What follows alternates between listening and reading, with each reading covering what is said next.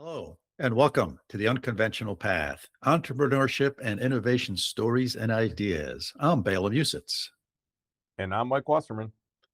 Mike, today our guest is Joshua Altman. He started and runs a fractional communications business for small to medium-sized companies.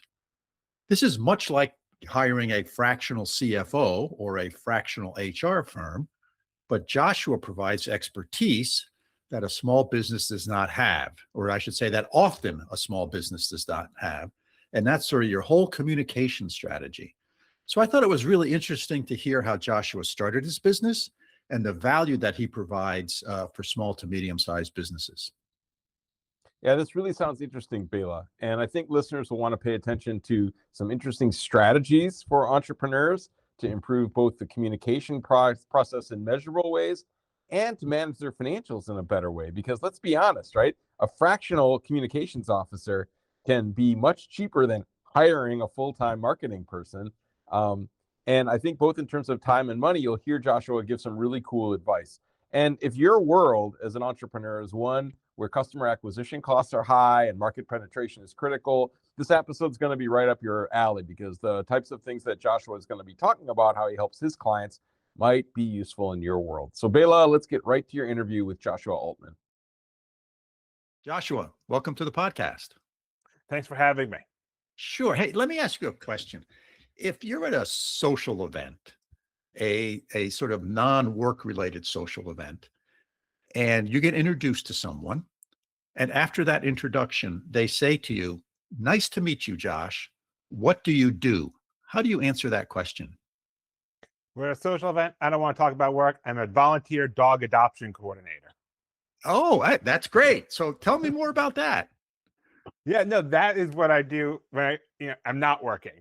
Yeah. It is a volunteer role. I help dogs find homes. So, but if people are at a work event and want to talk about work, then I'm a fractional chief communications officer. Okay. And so what does a fractional chief communications officer mean? We are a little different from who you know as your chief branding officer. We're not your chief marketing officer. Our role is we shape perception and build and maintain trust. We take an integrated, big picture view of how your messaging impacts reputation, growth, and stakeholder confidence. Got it. Got it. So I've heard of timeshare CFOs, chief financial officers, right? That's pretty common. If you're a small to medium-sized business and you don't have enough business to employ a full-time CFO, you can get a fractional CFO. So is this similar to that? It's exactly like that, but instead of being your CFO, we're your chief communications officer.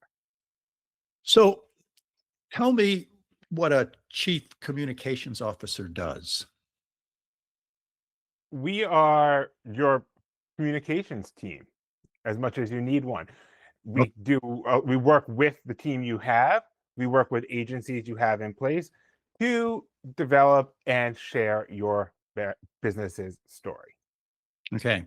So one of the things that I've always thought about, particularly for a small to medium-sized business or growing business, is that how the public perceives you is really, really important because it often drives purchasing decisions.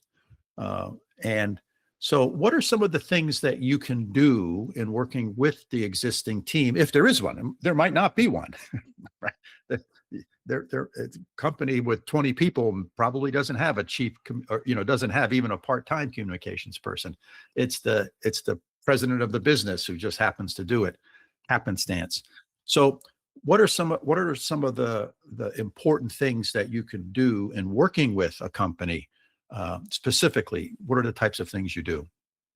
One of the first things we're going to do is take you through our story, narrative, brand framework. We're going to figure out what it is we want to tell, what you want people to know about you. Your story is the stuff that happened. The narrative answers questions. It's the once upon a time, and the brand it's the swag. It's the stuff people interact with. It's the website. It's the flyers. It's if you have trucks, it's the art on the trucks that are driving around. It's advertisements. All of that is part of the brand. And we're figuring out what goes into that. A lot of people, like you said, it's that president of the company, it's a VP of operations, it's someone who doesn't want to be doing this job because they have their real job to be doing, Yes. but they're doing this. We come in and we take that off of your hands. Now, is there, one of the, in one of my previous lives, I started a business, and we had a product that people did not know what it was. And what I mean by that was, if the product you produce are tires for your car, everybody knows what the tires are. Yeah. And so you're going to talk about why yours are better or cheaper, or whatever parameters you want to talk about. But if you're producing a XYZ widget and nobody knows what that is, they don't even know what they would use it for, that seems to present a much larger problem. Can you shed some light on how you can help a company kind of unravel that and then put together a communications plan? It's a larger problem, but it's also in some ways not as much of a problem. Because if everyone knows what a tire is, they know what to expect. They know I am looking for a thing that does these 3 things and it has to fit this price, and these are the people who install it for me. They know it's a known quantity. If you have this new and novel widget, what we want to do is lay the groundwork months, a year in advance. When you are starting in product development, we need to be there as part of your timeline. Your communications team needs to have a seat at that table when you are working on that product roadmap.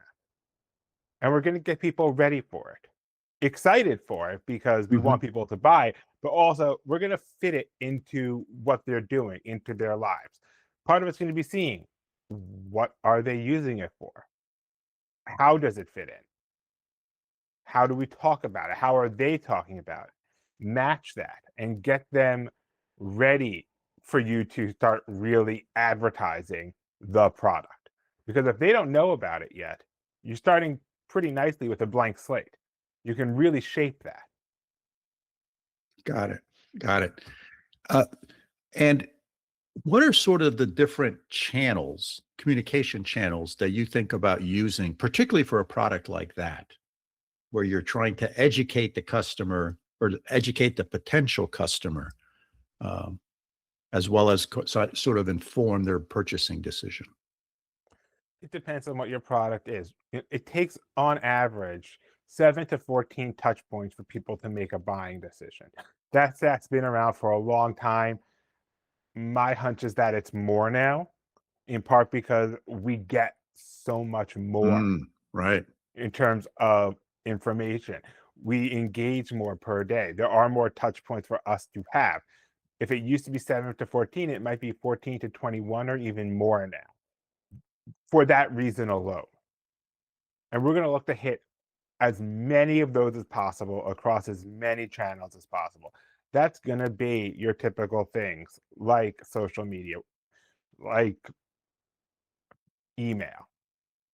But we're going to look at other novel things, depending on what you are. It could be trade shows, leave behinds, things like pens, get people used to your business, seeing it. If you're a home services business and you have a new product that's coming out, you have the great new carpet cleaning machine product chemical that's going to be what everyone needs, but they don't know about it yet. We're going to get people used to that. That could be door hangers. It could be yard signs, people who you've worked at, home cleaned by Acme Corp. You see those all around for fences and roofs for home services companies. It's going to be whatever makes sense for you. There's no one size fits all. Unfortunately, this isn't math. It's not 1 + 1 = 2. Sometimes 1 + 1 = a dairy cow. So if you, what you just said about sort of the home services business, the lawn signs make a lot of sense to me, right? I get it. I've seen them. Exactly. This is something you're familiar with already. Right. So it's a way of getting that name recognition out there. And it's sort of by being in the lawn of your neighbor is sort of endorsing that product. So that gives you some confidence as well. what are some things that, or maybe for like different types of company products, like somebody has a different widget, putting lawn signs out for the widget doesn't make any sense. What kind of avenues can you help companies with there? If you have a real thing, a physical device, videos are great. We have a lot of opportunities now, more so than ever before, for people to create, see, and engage with videos. Hmm. Show it in use. If you have a blank slate that people have no idea what your widget is, there's no comparable thing, show them. Give people a chance to see the thing in action. How does it work? Take people through the steps of doing it. And it doesn't have to be this is how you use our widget. Show the setup. Hey, Hmm. we're using our device today. Click it on. Show how it works. Show it in use and do it step by step, but make it seem natural. Got it. Got it. So if I'm a small business owner, let's say I'm doing, I don't know, $5 or so million a year in sales. I have, a half dozen employees. How much of my budget should I think about allocating for these types of things? Whatever you're comfortable with. There's no magic number. This is a question I get asked a lot because people have read online. I heard I should put 10% into my marketing. I've heard about 15% into marketing, 20%. There's no magic number. It depends on the stage of your business and what you want to accomplish. Brand recognition is great. If you have it, you could shift money away from teaching people what Coke is because Hmm. everyone knows what Coca-Cola is. That's not part of their budget because they are one of those recognizable brands on the planet. But they have to teach people other things about Coke. That's why we see a lot of advertising for Coke. Okay. Now, uh, as as you as you think about this, what mistakes is the wrong word. What things can most small companies do better when it comes to these types of activities? I've touched on one of them already, and that's bring your communications in early. A lot of times you have your widget, you're thinking, okay, now we're going to market. Now we need to start selling it. We need to put out ads. No, start this early in the development cycle. As soon as you're thinking about your product development, think about how you're going to communicate it, especially if you have some new novel product where you need to first educate the customer on what is the product, what is this segment, how do you use it. Another is they do it themselves because part of it's budget. Like you said, that 20-person company might just not have that full-time need.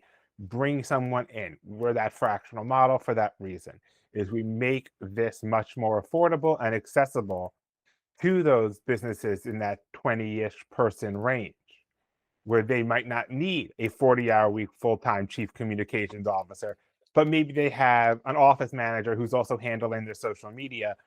But now you have that president of the company, that founder still managing it. We take that away from you. We Got do it. that for you.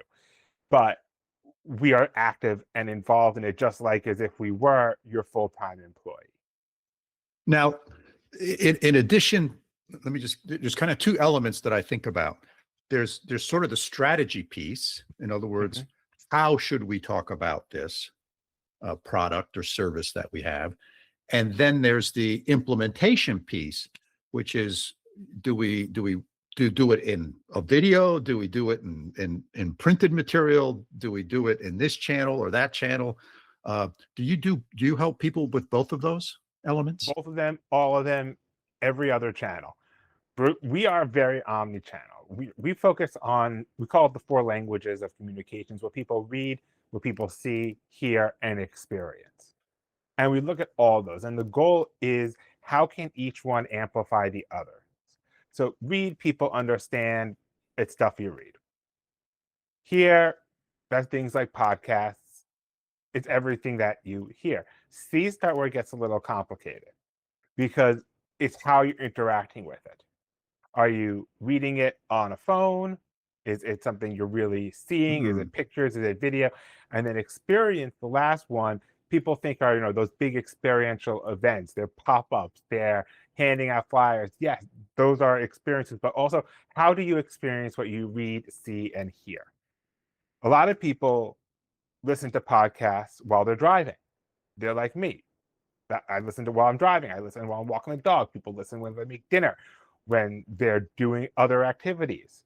Other people, we're recording video right now. They watch the podcast. Those are two very different experiences for the same core media that we have, that we're creating right now. So that's what we mean by experience. And we work across those four with clients to really get that message to their audiences. Right, right. So Joshua, let's say I called you up and I said, hey, Joshua, I have a little business. I'm doing 10 million a year in sales. I have 10 employees, and we sell left-handed tent stretchers, whatever that is. If we were to engage, kind of take me through what that process would be like. How do I need to prepare to get ready for, to have conversations with you? What type of questions would you be asking me, et cetera? Don't prepare. We'll get you through the process. If you prepare, you're going to be disingenuous. It's not going to really be you. We're not going to get the answers that will really help you. The first thing we're going to do is take you through, that story, narrative, and brand process. We're going to sit down and figure out what those are. Then we're going to figure out who your audiences are and what do they read, see, hear, and experience, and how do we want them to read, see, hear, and experience. And this takes time. This is a multi-month process because we're also going to be creating content. We're going to try things out. There's a lot of experimenting, especially if you have this new novel widget that people don't know about yet. There's going to be a lot of figuring out, is this the best way? Are people responding to it? How are we educating them? And then we really go live. And we go out there much stronger. Sometimes it's paid ads. If that's the best way for you, sometimes it's organic. It could be a mix, and probably will be a mix of all of the above. We create a lot of content. One way we do it is we make sure you never run out of content. We do a lot of content repurposing. So we'll be a lot of seeing what you've created. Because if you're already doing about $10 million a year, you're creating something that people are consuming in terms of content, probably. And that could just be ads that you publish. That's part of your content. And we see that. And we see what works. And we build on it. And how do you sort of measure the results of these things? It'll depend on what we're doing, especially if it's about education before we're launching. We're going to see, are people responding to it? Sometimes it's sentiment analysis. Are people talking about this in a way that makes them really excited? Or are people kind of ignoring it? And that's why we do a lot of testing and experiments. Okay. And then we retest. Just because something didn't work in July doesn't mean it won't be great around the holidays. People are in a different mood. They're thinking about different things. So just because something maybe didn't measure one time doesn't mean we don't try it again when people are in a different mindset. Got it.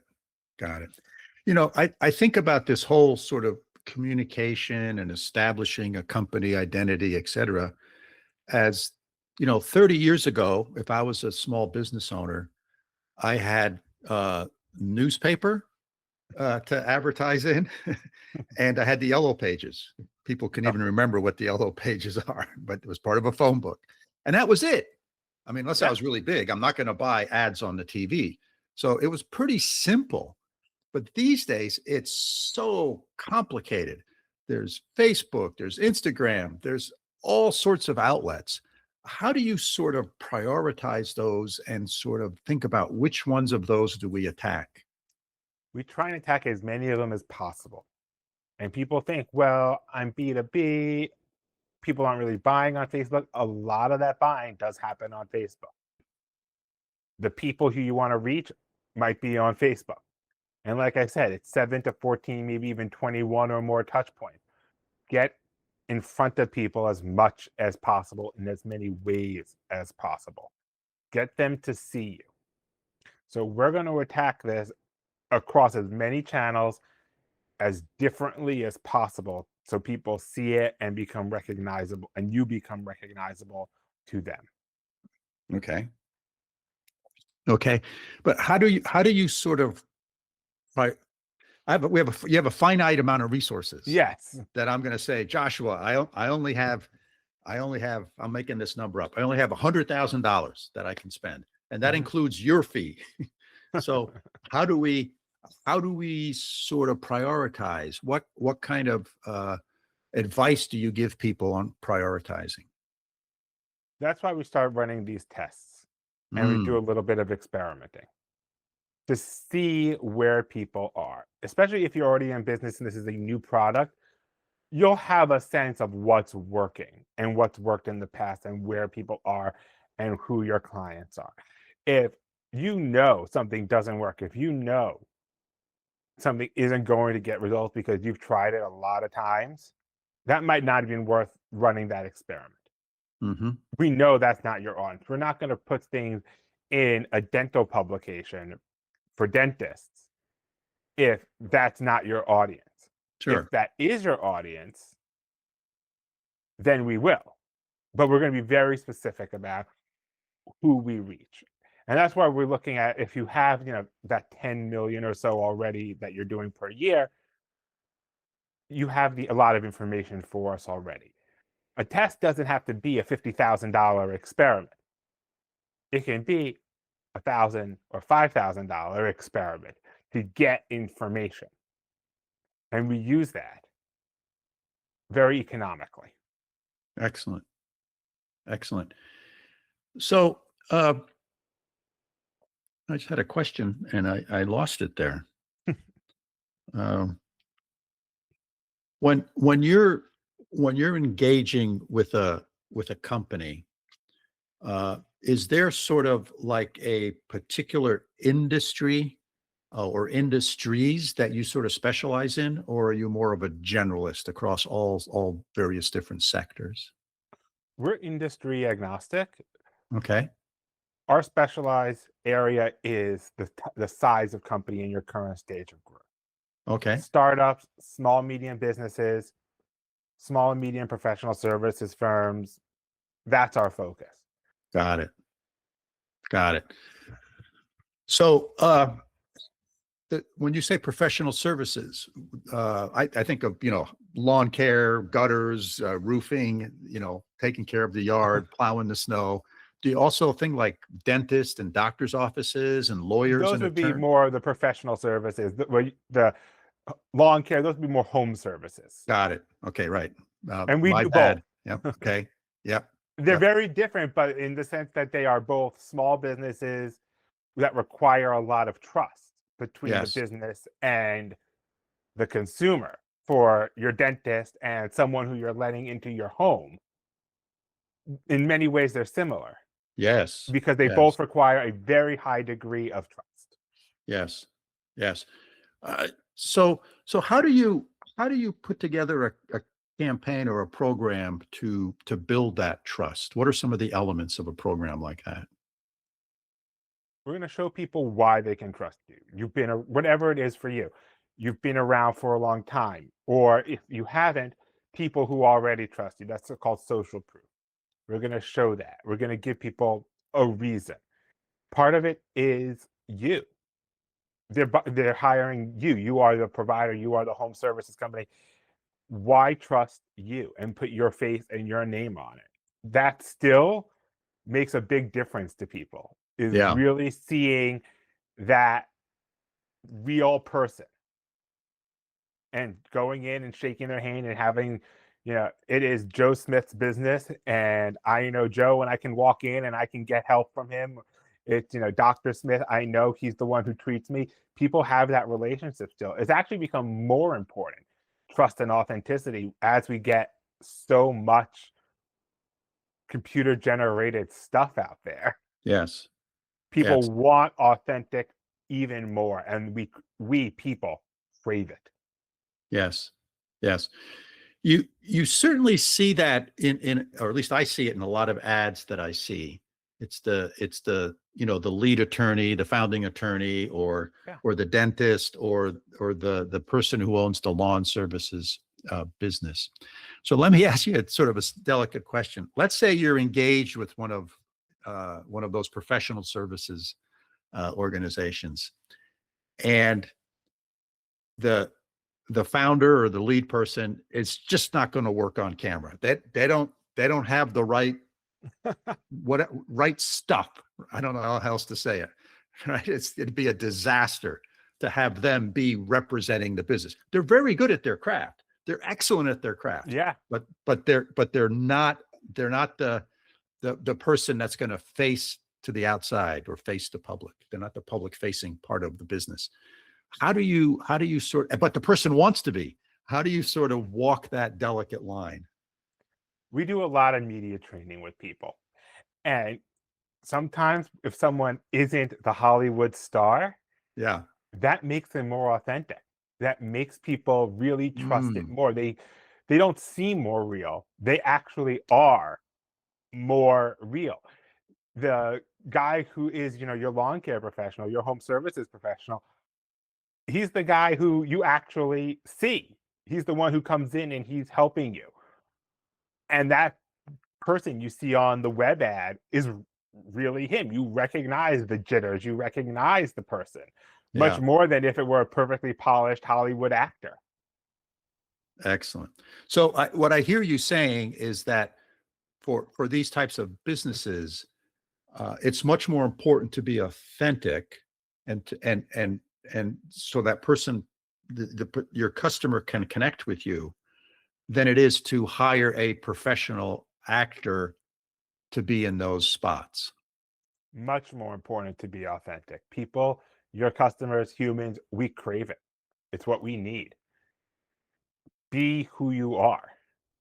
Yeah. Yeah.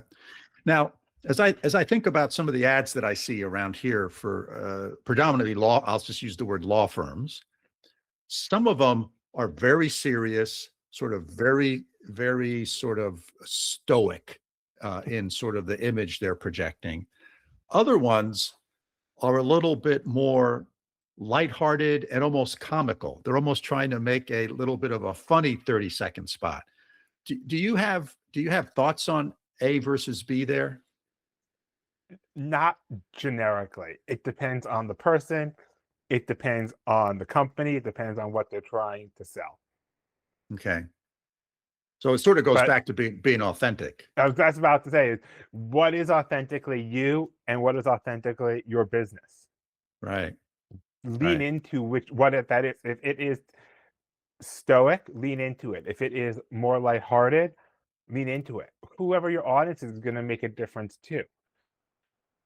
Got it. Got it. So Joshua, if someone's listening to this and they want to get in touch with you, what's the best way to do that? Where do they go? The best way is you could email me, Okay.jaltman@beltway.media, no.com. You can also visit me on LinkedIn, linkedin.com/in/Joshua I. Altman. Okay. And our website is beltway.media, again, no.com. We have free guides on there, free tools, checklists, resources for people who want to do some self-assessment and see where they are and where they can use help on their own, or if they want to call us or someone else. Got it. Got it. Very good. So, is there anything I haven't asked you that you'd like to share with our listeners? Always be the signal, not the noise. You don't have to communicate everything. You don't have to respond to everything. Be strategic and be smart about it. Okay. So elaborate a little bit about be the signal, not the noise. What does that mean? We all go on our phones. We all see the endless scrolls. We're all part of it. You don't have to be just another post. If someone says you need to post 3 times a day, You don't have to post 3 times a day. Post strategically, post when it makes sense, post content that is useful. There's no content police. No one's going to come after you. If you don't get 3 posts a day and 5 comments out there, nothing terrible is going to happen. This Right. doesn't exist in nature. Right. It's not laws of physics. Do what makes sense, and that provides value. Right. Right. Hey, so Joshua, given that this is a podcast about entrepreneurship, you're an entrepreneur. You've started a business. So talk us through that a little bit. What sort of was your process for doing that? How did you think about it? What are the factors that made you decide to say, you know what, I'm gonna start my own business? It was an accident, and I didn't really think about it. I was a congressional news producer. I worked in a newsroom. I left that thinking I would be a freelance reporter. Okay. Then, while looking for freelance reporting jobs, a company here and a company there needed communications work. They needed a writer, they needed a website designer, they needed people who could combine the tech skills that I have with the content skills that I have. And over time, that became what I do now. But there wasn't a sit down and plan it day. It Got it. organically happened. Right. Right. Well, but clearly also you recognize the opportunity. Yes. Right, which I think is one of the key traits of a successful entrepreneur is they sort of recognize the opportunity that, hey, there's a need here, and I can fulfill that need to some potential customers and make a business out of it. So tell us a little bit more. How long have you been in business doing this? I've been doing corporate communications for about 10 years. In this form, we've existed for probably about 5, Hmm. doing it with this model. Nice, nice, excellent. And if you had to describe your sort of ideal sweet spot customer, uh, uh, tell me what that is. Smaller, medium business or a startup in a growth stage company, someone who maybe has 10 or so employees, maybe a little more. They're doing their communications themselves, or it's been handed off to a founding engineer, a VP of operations, someone who isn't a communications professional. We say we are the expert at communicating your expertise. You are the CFO, you are the VP of operations. We are the communications professionals. We are here to help you communicate that, just like you wouldn't hire us to be your CFO. Excellent. Excellent. So Joshua from beltway.media is the website. I think, did I get that right? You did.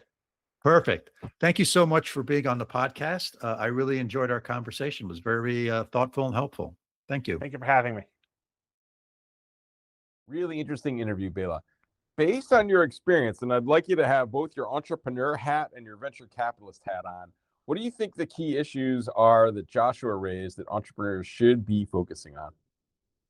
You know, I think one of the things that really stuck out to me was this notion of what's my company's identity. You know, when you're starting your business, you don't think about that. But at some point in time, you're going to introduce your product or service to the marketplace. And how do people think about you? When they hear the name of your company, what do they think about?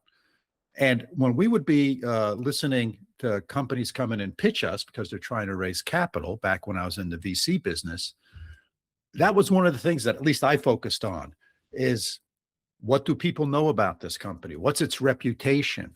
What's its image? All of those things are really important because you can shape it in the beginning, but to reshape it 2 or 3 years later is really challenging. So you want to get it right the first time. I mean, we've seen many companies try to change their logo or try to change their image, and it's a struggle. Oftentimes it takes several years. It costs a lot of money. So the better job you can do at this in the beginning, when your company's still in its kind of very early stages, the better off you are. And that's where I think a person like Joshua is really, really important. That's number one. Number two is, as I like to always say, 40 years ago, I developed my image as a company in the ad I took out in the yellow pages, maybe some ads I took out in the local newspaper, or maybe some ads that I took out in the trade publications for the industry sector I was in. That was pretty much it. But now there's so many different channels. First place people typically go is when they hear about your company is they're going to go to your website. Well, what does your website say? What image does it broadcast? Does it bring out one of confidence when someone goes there? Do they feel like a connection? Do they have a connection with you, or can you communicate some type of connection between you and that person on your website? So there's so many channels today, really, really challenging. You got to manage all of them. The other one is this whole skill in crafting a message. I think when you're thinking about crafting a message, it's really important to have a sounding board. And here again, that's where a person like Joshua can come in. You can have a conversation with him, and he has a lot of expertise in it, and he can provide some guidance as to sort of, crafting that message. So those are kind of the early things that I thought about. What bounced through your mind, Mike? Bela, I agree with everything you said. And just in general, I'm a big fan of bringing in people like Joshua to a small business, either in this notion of a fractional executive, right, by taking a few hours a week of this person's time, or a few hours plus as needed on an hourly basis, however you want to work that contract out so it makes sense, or as a consultant, however you want to do it. But solo entrepreneurs or small teams without a lot of background in marketing, I mean, this is going to be such a good investment. It's so easy to make mistakes in areas like communication if it's not your strength. So anything you spend up front on skills like this usually pay off in the long run. So at least what I always tell entrepreneurs, and we learned this the hard way in all three of my 3 or 4 of the ventures that I co-founded, we learned this the hard way. And each time we got a little better at it. But these investments that you budget for and you plan on to get experts in to hone your message really pays off in the long run, because we know, right? Customer acquisition costs are high. Market penetration is difficult, right? Bringing in a good comms person will really pay for itself. So budget for it, plan on it, right? Do yourself a favor and find people like this and work with them. But what about Bela? The other half of this that's fascinating is, what about his story? What about Joshua's founding story? I thought there were some cool takeaways there for our listeners as well. What struck you most about Joshua's journey? Yeah, I thought that was really interesting, right? He started out sort of working in a business, wanted to be a reporter, thought he was going to be a reporter, left that business to be a reporter. While he was a reporter, he had this little side hustle that he started. And the side hustle blossomed into his business. And I think one of the things that, a lot of people have side hustles. A lot of people do things on either because they have extra time, they're trying to make a little extra money. But I think the important thing here is Joshua recognized that the side hustle was turning into his main hustle. And at some point in time, you, the individual, hopefully can make that recognition. And then you got to step off the curb. You got to say, okay, I'm going to take a run at this. I want to take my side hustle and want to turn it into my main thing that I'm doing. So this whole notion of opportunity recognition, I always think is really, really key and important. The wonderful thing about today's world and today's economy and technology is you can try a side hustle, not spend a lot of money, put some time into it. Number one, see if you like it. It's a great way to test the waters, right? You can see if you like it. You can see if you're getting some traction or success. And if you are, you can keep growing it and building it. If you're not, take a little time off, try a different side hustle. That's what I think is really, really cool. Doing something like that 30, 40 years ago was really difficult. But to do it today is really easy, particularly with with all this technology we have, the ability to sell stuff, throughout the world via the internet, et cetera. I just think it's great. What was your observations for the way he's kind of started his entrepreneurial journey? I think it's a classic idea of, take some risk, right? It's okay to take some risk. It's okay to pivot in this world, right? And it's okay to figure out how you can take your experience and package that in a way that people are willing to pay money for, right? That it's the ultimate kind of service business, leveraging your knowledge and skills, what's between your ears, and making it happen. So I thought this was really cool. And again, I like how, he managed the risks involved in this, right? And he built it into a gig that is really satisfying and I assume reasonably lucrative. He wouldn't stay in it if he wasn't making any money doing it. So I think it's kind of a cool pattern for people that maybe don't know exactly what they want to do, or they've done some different things and they're kind of, what do I do next? That this is kind of a cool role model in a lot of ways that, yeah, you can go and do something like this. So I thought it was great. I thought it was a cool story. Yeah, agreed, Mike. What do you say? We should wrap this one up? Yep. Great guest, great interview. Let's call it a day. Listeners, thanks for yet another interesting episode joining us. Well, I didn't say that right, but you know what I meant, listeners, right? Thanks for joining us for yet another interesting episode. Hope that you've enjoyed what we've discussed. And if you do have questions or ideas for us, feel free to get in touch with us. As always, our email address is bela.and.mike@gmail.com. And finally, if you enjoyed the podcast, please hit that follow or like button on your favorite podcasting app. That helps us. And you can also find our podcast on YouTube now. And if you know of someone that would make a good guest, hey, reach out to us and let us know. So that's it for today's episode.